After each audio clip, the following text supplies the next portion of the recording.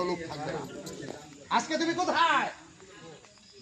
পলাইছে জিজ্ঞেস করতে চাই, লিটন চৌধুরী আজকে তুমি কোথায়? পলাইছে সেই ফুবুর জোরে এত কিছু করছো, কোথায় আজকে তোমার ফুফু? পলাইছে মানুষের সামনে তো পালাইছে না, বুকরা পরে পলাইছে। শিবচর থানার বিএনপি, এই দেশের যারা সত্যিকার অর্থে বিএনপি, খুঁজে খুঁজে কর্মীদের মূল্যায়ন করা হবে। প্রত্যেকটা কর্মীর মনের মধ্যে দুঃখ আছে, কষ্ট আছে, ত্যাগ আছে।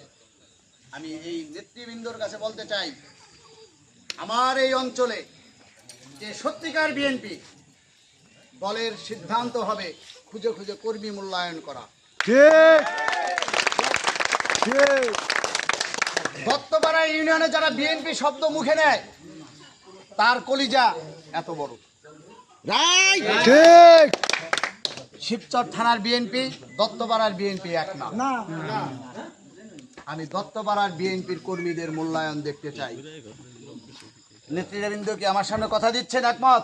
ঠিক আপনাদের প্রতি একটা অনুরোধ, আমি আপনাদের সন্তান, আমি কোনো বড় নেতা না, আমি কোনোদিন প্যান্ট শার্ট টাই করে গ্রামে চলি নেই। ঠিক এদের মতো চলছি কিনা সত্যি? ঠিক আমি আপনাদের সাথে বিএনপি সরকার ক্ষমতায় আসলে কাজ করতে চাই বিএনপির জন্য। বিএনপি আসছে, আসবে, 50 বছর এই দেশে ক্ষমতায় থাকবে। ঠিক কারো কলিজায় এক বিন্দু ত্রুটি নিয়ে বিএনপি আর করতে হবে না।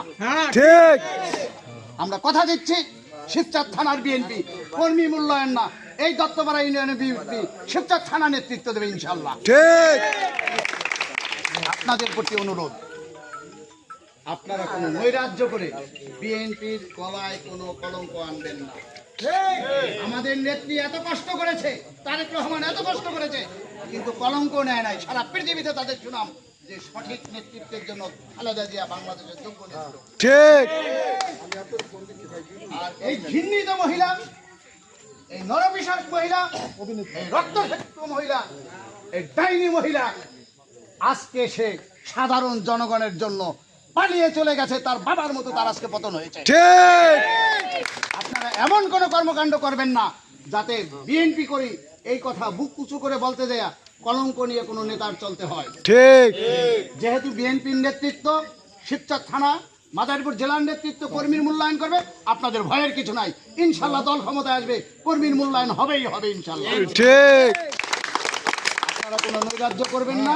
ইনশাল্লাহ বিএনপি আসছে, থাকবে দীর্ঘদিন, যথাযথ কর্মী মূল্যায়ন হবে। আমি কথা দিলাম এই নেতৃবৃন্দর সামনে, শিবচর থানা নেতৃবৃন্দর সামনে। আপনারা সবাই ভালো থাকবেন, ইনশাল্লাহ আমরা বাড়িতে আছি, দেখা হবে। একটাই অনুরোধ, কোনো নৈরাজ্য করবেন না আপনারা। ঠিক কি আমরা কোনো নৈরাজ্য করবো? ঠিক সবাই